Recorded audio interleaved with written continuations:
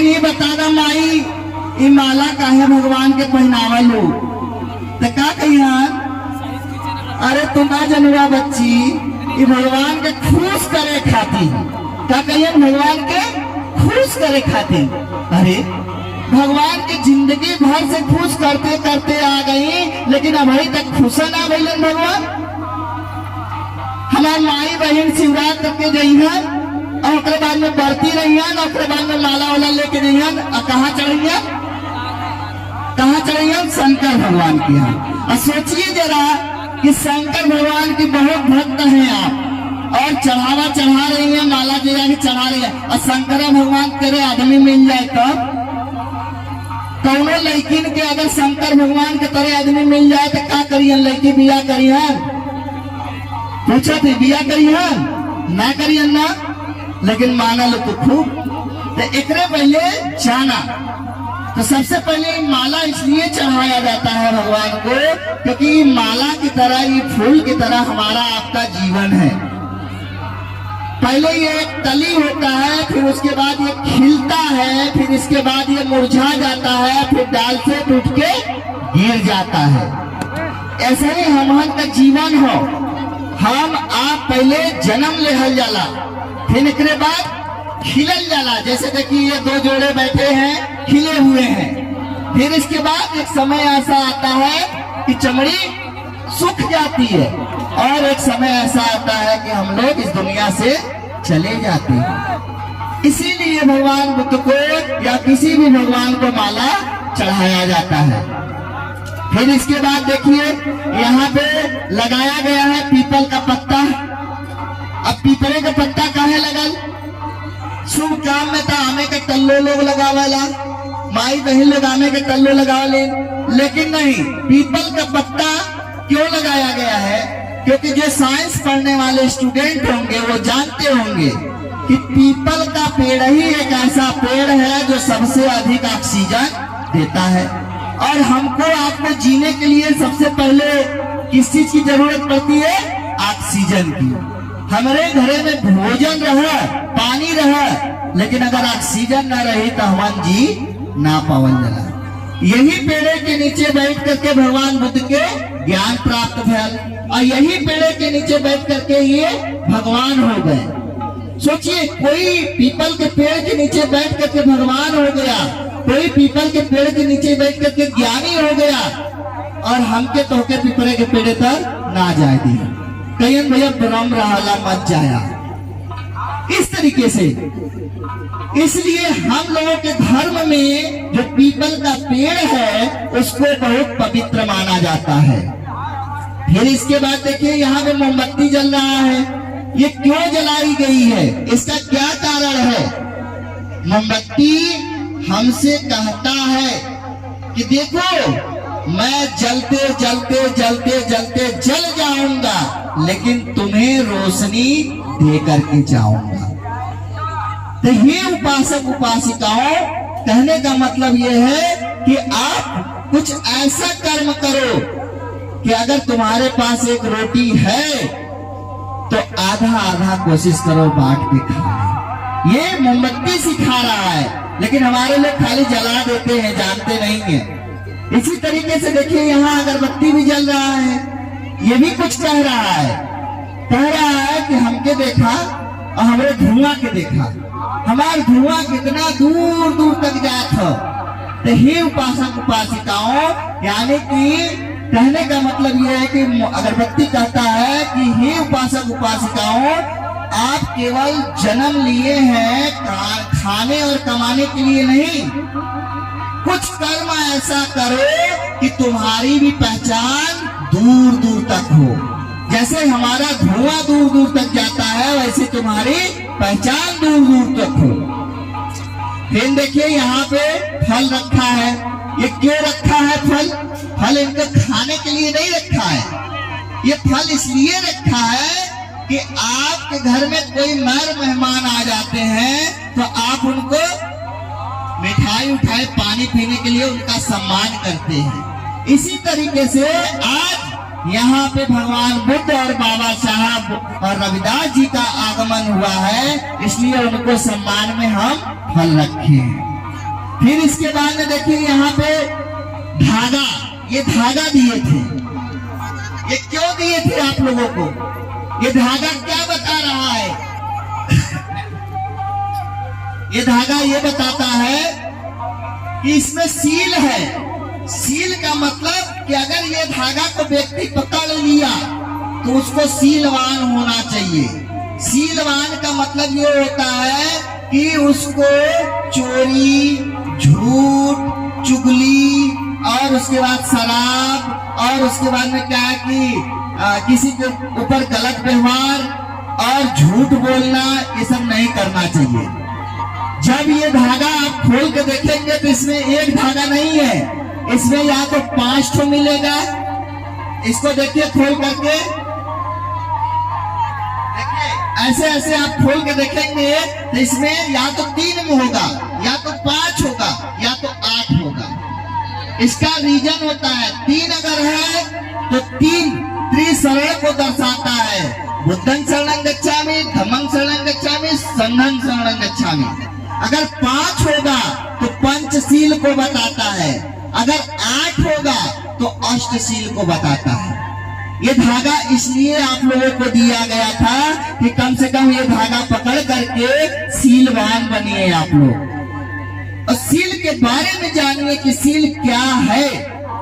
ये गृहस्थ जीवन अब जीने जा रहे हैं ये दंपत्ति, जो दोनों लोग बैठे हैं, आज के बाद ये लोग गृहस्थ हो जाएंगे।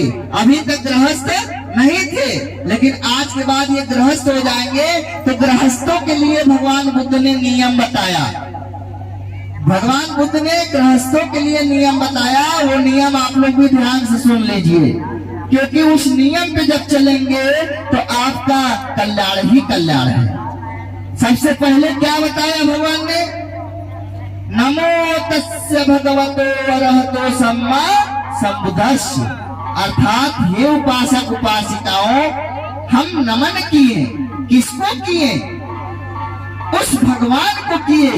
भगवान कौन? भगवान भगवान कौन होता है? आप लोगों का उम्र बीत गया पूजा करते करते, लेकिन कभी भगवान को देखे हैं आप लोग? कभी देखे हैं? हमको कोई भी यहाँ पे जितने लोग नीचे बैठे हैं, अगर कोई बता दे भगवान को कोई देखा है? नहीं देखा है ना?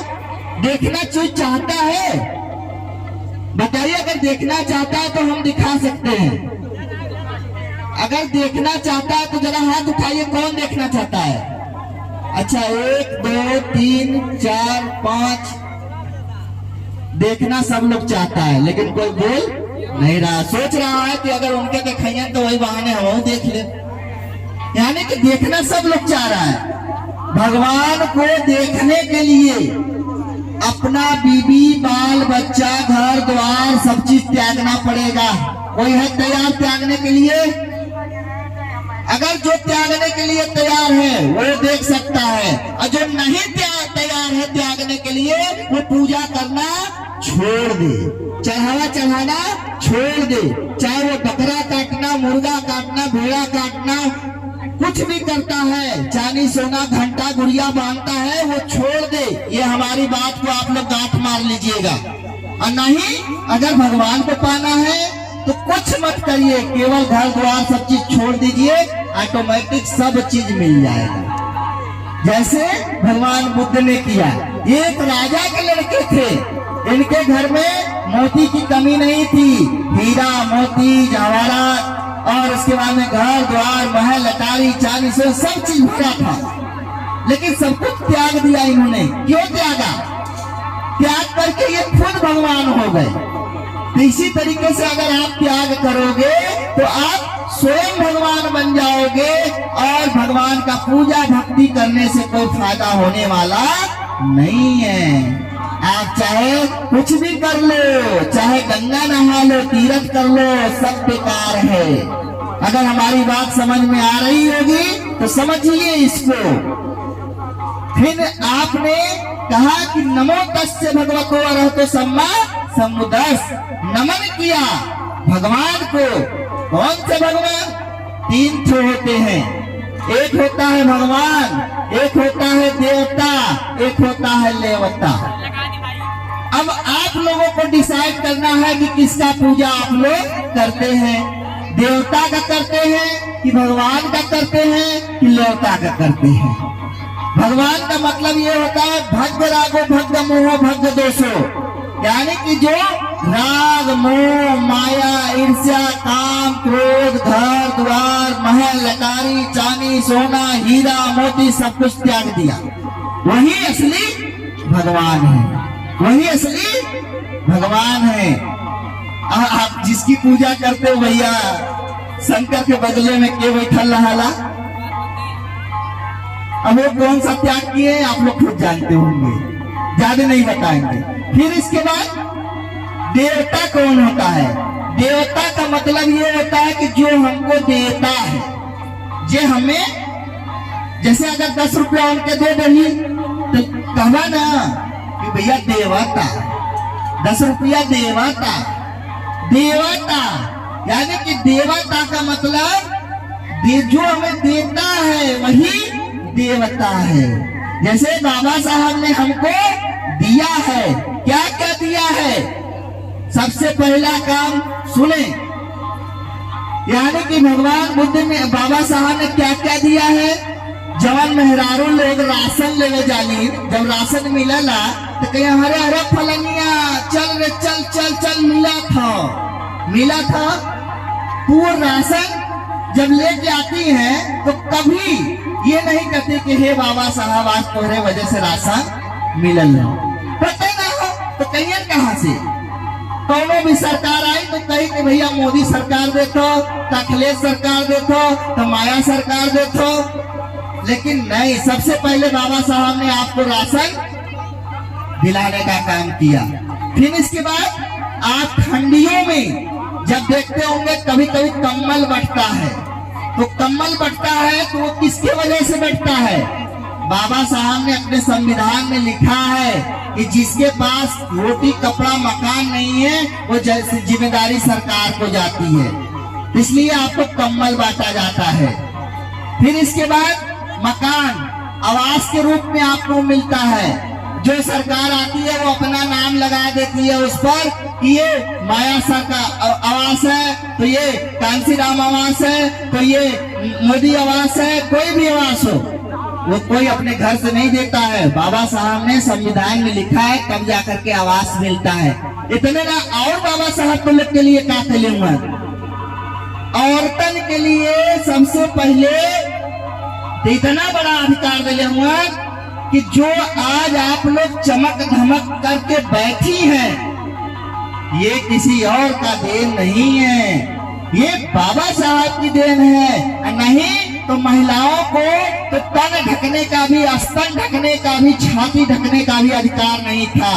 अगर हमारे घर की महिलाएं अगर छाती ढांक लेती थी तो हिंदू आते थे उसको काट देते थे, हिंदू काटते थे। कौन? याद रखिएगा, हिंदू काटते थे। हिंदू कौन लोग हैं वो आप लोग जानते हैं, हिंदू आप नहीं हो भैया। यानी कि क्या है कि हिंदू लोग काट देते थे। फिर इतने ना, और बाबा साहब का कहलन, लेकिन वही लड़की वही महिला आज बाबा साहब को ठेंगा दिखाती है। जो महिला बाबा साहब की वजह से कपड़े पहनती है वही महिला आज बाबा साहब को ठेंगा दिखाती है। बाबा माने का कमाई तब्बा खाई, सीधे कहती है।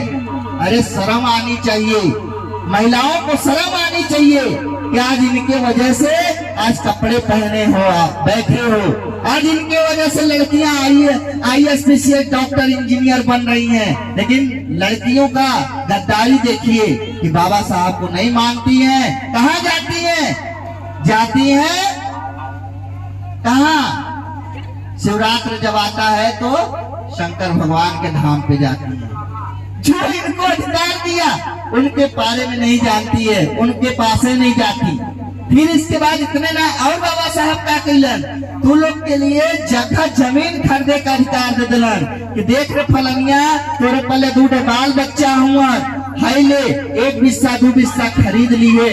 आज हमारे लोग फलनिया भैया 1 बिस्सा 2 बिस्सा खरीदले, खरीद के आलू बोदलेस, प्याज बोदलेस, गेहूं बोदलेस, चावल बोदलेस, 10 बोरा चावल हो गए, 10 बोरा गेहूं हो गए, 10 बोरा प्याज हो गए, लेकिन तब भी फलनिया बाबा साहब के ना याद करिए। बाबा साहब का तिलक तिलक के लिए बाबा साहब ने बैंक खोल दिया कि देख रहे फलनिया, तेरे पहले दूठे बाल बच्चा हुआ, कुछ काट कपट के बैंक में जमा करे।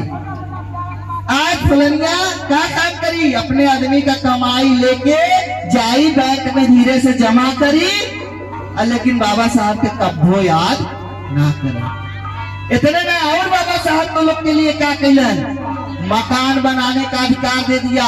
आज इनके वजह से कोई 1 तल्ला, कोई 2 तल्ला, कोई 3 तल्ला मकान बना रहा है। जब मकान बन जाता है तो वो सत्यनारायण का कथा करवाता है रात भर चले थे, लेकिन बाबा साहब को वो भूल जाता है। सोचिए, तो इसलिए हमारे कहने का मतलब है कि हम जो देता है, असली देवता हमारा कौन है, बाबा साहब है असली देवता। और लेवता कौन होता है, मुर्गा लेवाता, बकरा लेवाता, खस्सी लेवाता, भेड़ा लेवाता, दारू लेवाता, घंटा लेवाता, सोना लेवाता, चांदी लेवाता, नरियल लेवाता, चुनरी लेवाता, सब कुछ तो लेवाता, लेकिन तब वो कह लोगन कहलू देवाता देवाता देव। अरे क्या दिया भाई आपको, वो सब कुछ आपसे ले लिया, दिया क्या आपको, फिर भी आप कहती हैं देवता। तो अब आप लोगों को समझ में आ गया होगा कि अब पूजा आप लोग किसकी करती हैं, लेवता की करती है कि देवता की करती है कि भगवान की करती है। 3 चीज। फिर इसके बाद आपने क्या कहा, बुद्धं शरणं गच्छामि। बुद्धं का मतलब क्या होता है, मैं बुद्ध की शरण में नहीं जा रहा हूँ, ना ना ना ना, बुद्ध के बनाए हुए मार्ग की शरण में जाता हूँ। फिर धम्मं शरणं गच्छामि आपने बोला, धम्मं का मतलब कि मैं उस धर्म की शरण में जाता हूँ। कौन सा धर्म, धर्म क्या होता है, जो आप लोग फार्म में भरते हो वो धर्म नहीं है। जो आप लोग कभी कभी जो पढ़ने लिखने वाले बच्चे होंगे वो फार्म में भरते हैं हिंदू धर्म, वो धर्म थोड़ी नहीं है, वो तो आपका समुदाय है। धर्म क्या होता है, धर्म वो होता है झूठ नहीं बोलना, ये धर्म है, चोरी नहीं करना, ये धर्म है, किसी को एक थप्पड़ मारना मत, ये धर्म है, नशा न करना, ये धर्म है, और उसके बाद में क्या है कि चुगली न करना, ये धर्म है, मन को निर्मल बनाना, ये धर्म है। असली धर्म यही है, मन को अपने निर्मल करो। फिर इसके बाद आपने क्या कहा, संघं शरणं गच्छामि, अर्थात हे उपासक उपासिकाओं, भगवान बताते हैं कि संग बहुत होता है। नशेड़ियों का संग हो गया, गजेड़ियों का संग हो गया, भंगेड़ियों का संग हो गया, और घुमक्कड़ियों का संग हो गया। और एक तो औरतों का भी भगवान बताते हैं कि औरतों का भी एक संग होता है। कौन सा संग होता है जानते हैं आप लोग, औरतों का कौन सा संग होता है, ए माई, औरत का कौन सा संग होला, जान लू ना, जानते ना, औरतों का संग होता है चुगलखोरी का। तो भगवान कहते हैं कि ऐसे संग में हमें कभी नहीं रहना चाहिए। संग ऐसा हो जो हमारा भी रक्षा करे और दूसरे का भी रक्षा करे, तो ऐसे संग में हमें जाना चाहिए। फिर इसके बाद इसी को आपने 2 बार बोला, 3 बार बोला। 2 बार क्यों बोला, मन से बोला, वचन से बोला। फिर इसके बाद पहला नियम आप लोग ध्यान दीजिए, पाणातिपाता वेरमणि सिक्खापदं समादयामि। भैया आवाज थोड़ा बढ़ा दीजिए, पाणातिपाता वेरमणि सिक्खापदं समादयामि, यानी कि भगवान कहते हैं कि हमें प्राणी हिंसा नहीं करना चाहिए, हमें प्राणी हिंसा से दूर रहना चाहिए। फिर इसके बाद भगवान कहते हैं, आपने दूसरा नियम क्या बोला, दूसरा नियम कहा कि अदिन्ना दाना वेरमणि सिक्खापदं समादयामि, अर्थात आपने बोला कि हमें चोरी नहीं करना चाहिए, हमें चोरी नहीं करना चाहिए। भगवान बताते हैं कि चोरी 3 प्रकार की होती है, एक मन की चोरी, एक वचन की चोरी और एक काया की चोरी। साथ में बता रहे हैं क्योंकि और भी कार्यक्रम कराना है।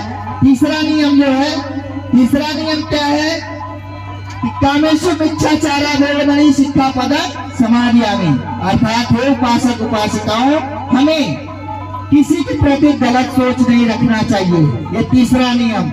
फिर चौथा नियम बताते हैं भगवान, मूसावादा वेदमणि सिक्खापदं समादयामि, अर्थात हे उपासक उपासिकाओं, हमें मतलब झूठ नहीं बोलना चाहिए। भगवान बताते हैं कि हमारे घरों में, आपके घरों में झूठ बोला जाता है, घंटों घंटों पे बोला जाता है, 10-10 मिनट पे बोला जाता है। बहू सास से बोलती है तो सास बहू से बोलती है, पति से पत्नियां बोलती हैं तो पत्नियां पति से बोलती हैं, और उसके बाद में क्या है कि बच्चे से माँ बाप झूठ बोलते हैं। इसको भगवान बताते हैं कि यही झूठ है।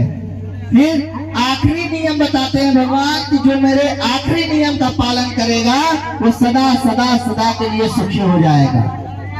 आखिरी नियम क्या है? सूर्य मेरे मज प्रमाद खाना वेदमणि सिक्खापदं समादयामि, अर्थात कहते हैं कि नशा, कहते हैं नशा से दूर रहो।